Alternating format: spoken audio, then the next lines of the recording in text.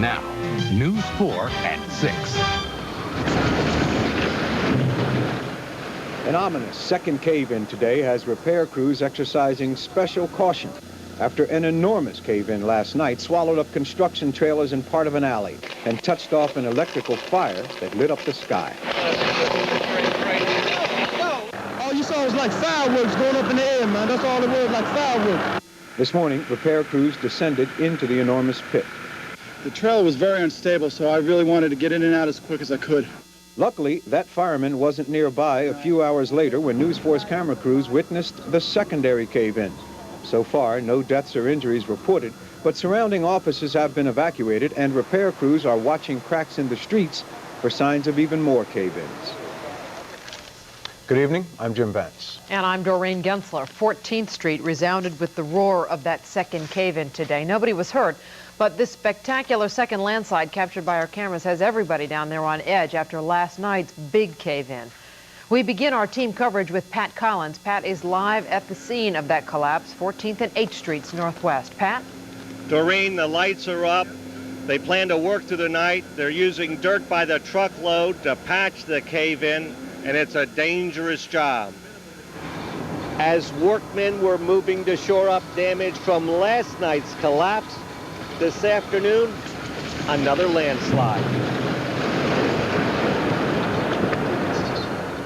This time, a portion of the 8th Street roadway, a part of the 8th Street sidewalk, and a wooden construction walkway tumbled into the hole. This secondary collapse had a number of people here on edge, and workmen were quickly deployed to try and cover up the 8th Street end of the hole. This construction site is in the heart of downtown Washington at 14th and 8th Streets. It takes up about 1/4 of a city block. It's about 4 stories deep. And the idea is to now fill up half of the hole to stabilize the dirt beneath to prevent further landslides. How long will that take? Charlie Culver is with OSHA. I mean, they're going to be at it for days. You know, they started about 6 o'clock this morning, and you can see how far they progressed. They're going to be quite some time. So it could be a week or so before 14th Street's back to normal. It'll be longer than a week. This morning, rescue workers climbed into a basket mounted on the cable of one of the cranes and went into the hole, making one last look for life. The trailer was very unstable, so I really wanted to get in and out as quick as I could. No signs of life at all down there? Nothing that anybody been there? Officials say it could be months before we know the exact cause of the collapse. We don't have any determination as to what has caused it, and it'll be quite a while because now the company has to backfill the hole and then go back and extract it, but they have to stabilize this street area now. These cave-ins have caused damage to some Pepco power lines, and Pepco has advised people in the area between G Streets and I Streets from 13th to 15th Streets to reduce power immediately or face losing power altogether. That means cutting off coffee pots, extra lights, and some office equipment. Pepco's also asking building managers to cut back the number of elevators in service in order to conserve power.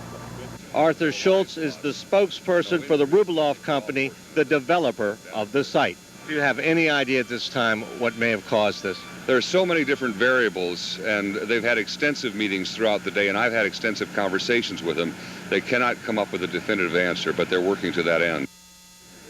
Eventually on this site, they say there will be a 9-story office building. And officials say this cave-in only put them about 30 days behind schedule. Doreen? Pat, people who saw that collapse last night told me that the electrical fireworks right after it happened were really the most frightening part for them. The sidewalk just disappeared, one eyewitness told me, taking construction trailers and street lamps down into the pit with it. The collapse snapped electrical lines, creating the flying sparks and explosions you see. Biz News photographer Michael Finnegan was working in a TV studio across the street when it happened, and he took these first pictures of the scene. It was horrific. There were just sparks going everywhere. It looked like the end of the world. It was just incredible. I didn't really want to get much closer. The reporter said, come on, over here you can see better. Plus I didn't have my Metropolitan Police Pass.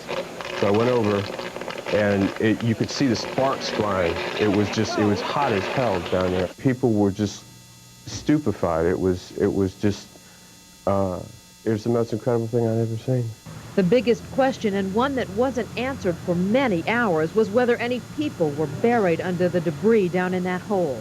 Paramedics were everywhere on the scene, laying out stretchers and preparing for possible casualties. One eyewitness fueled concern that someone might be down there. Coming across, the whole sidewalk fell in. After it fell in and the construction was going down, a man hollered and the fire and sparks, everything went up like the 4th of July. And firefighters waited for hours to hear that all of the power to the area had been shut off. Even then, it wasn't safe to go in and search for survivors because of the unstable pit and the streets around it.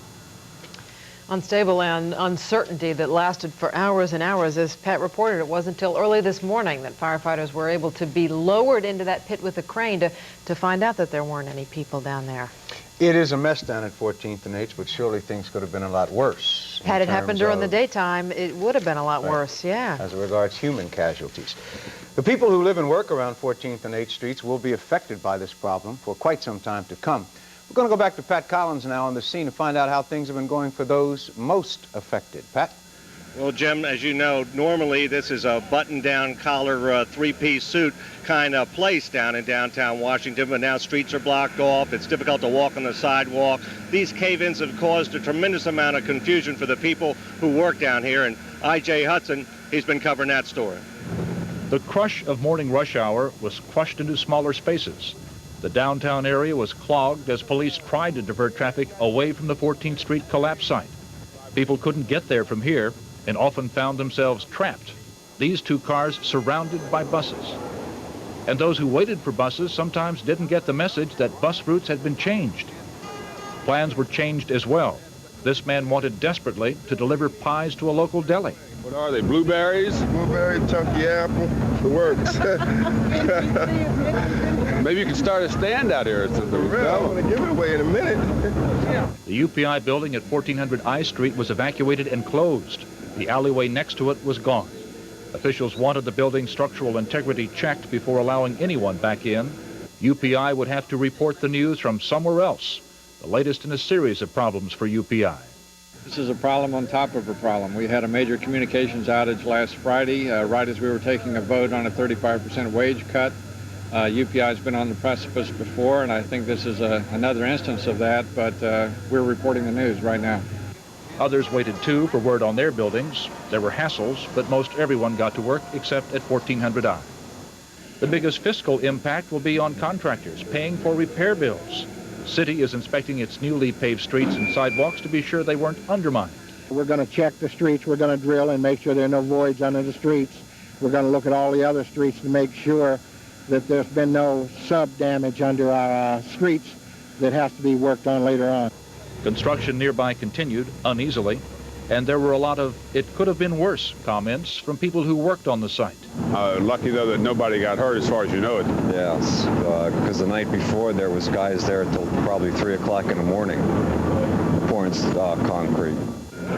The area around the collapse will be restricted for several days, perhaps weeks, and the impact on downtown may last much longer. I.J. Hudson, News 4 Washington.